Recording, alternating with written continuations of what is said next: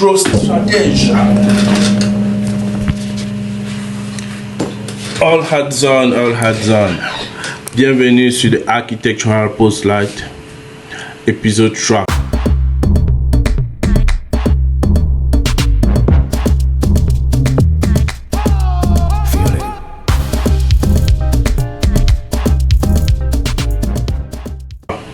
Aujourd'hui, on parle d'architecture autonome pour une durabilité réelle.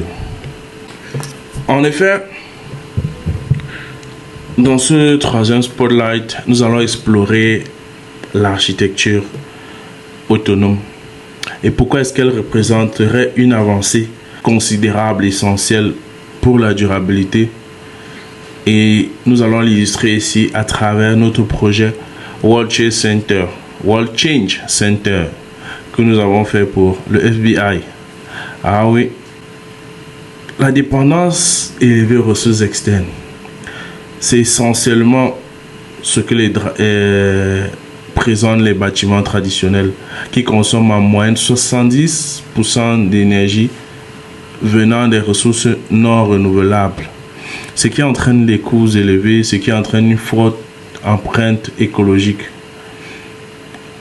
On parlera des coûts élevés de fonctionnement et de maintenance. Les coûts de fonctionnement peuvent représenter jusqu'à 80% du coût total de possession sur la durée de vie d'un bâtiment, vous vous rendez compte? Avec des dépendances de maintenance allant parfois jusqu'à 25% du budget annuel d'entretien. Pourquoi voulez-vous concevoir un bâtiment pour dépenser 25% chaque année dans son entretien? Et on parle là des sociétés qui ont la culture d'entretien. Maintenant, il y a l'alignement avec les valeurs de l'entreprise.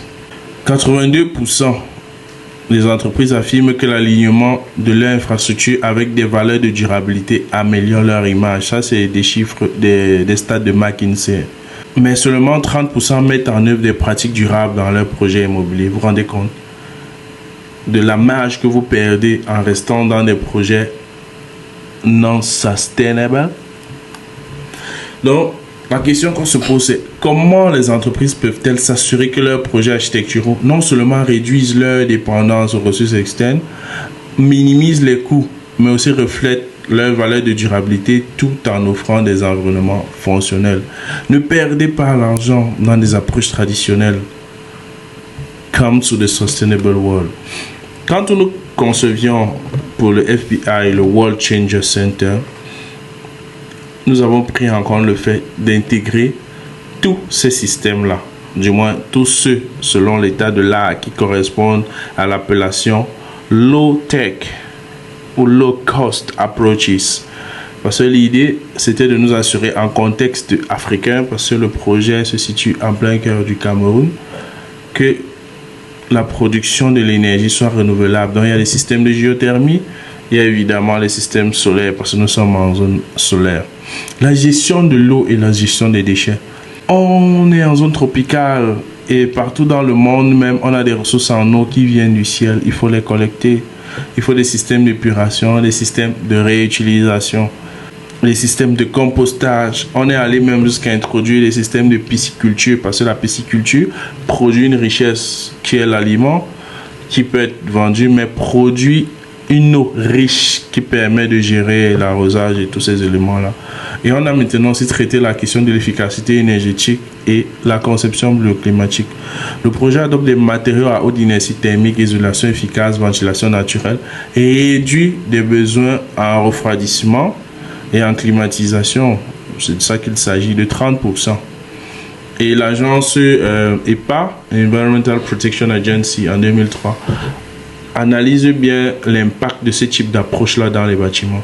Vous pouvez voir ce projet de World Change Center. Il est constitué de 2 blocs.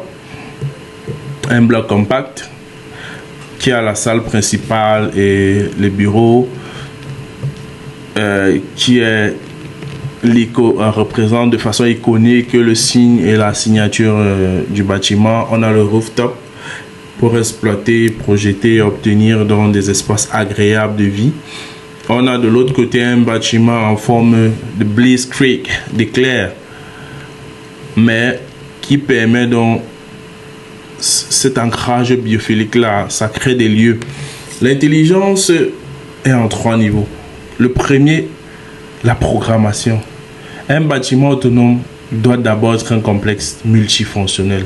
Il faut intégrer le maximum de fonctions complémentaires possibles. Déjà pour le faire vivre tout au long de la journée, pour avoir des typologies d'espaces variés et donc avoir un public ouvert sur toutes les générations. Et si c'est véritablement le cas, on a la maternité, la crèche, le primaire, les espaces de travail, les incubateurs de jeunes, le social hub et évidemment la salle de conférence de 2000 places. Mais ensuite de la programmation, on a la programmation des systèmes. On sort de la logique de superposition de systèmes à la logique de construction d'un écosystème. Construire un écosystème, c'est l'enchevêtrement des différentes fonctions avec la prise en compte du potentiel qu'ils peuvent avoir.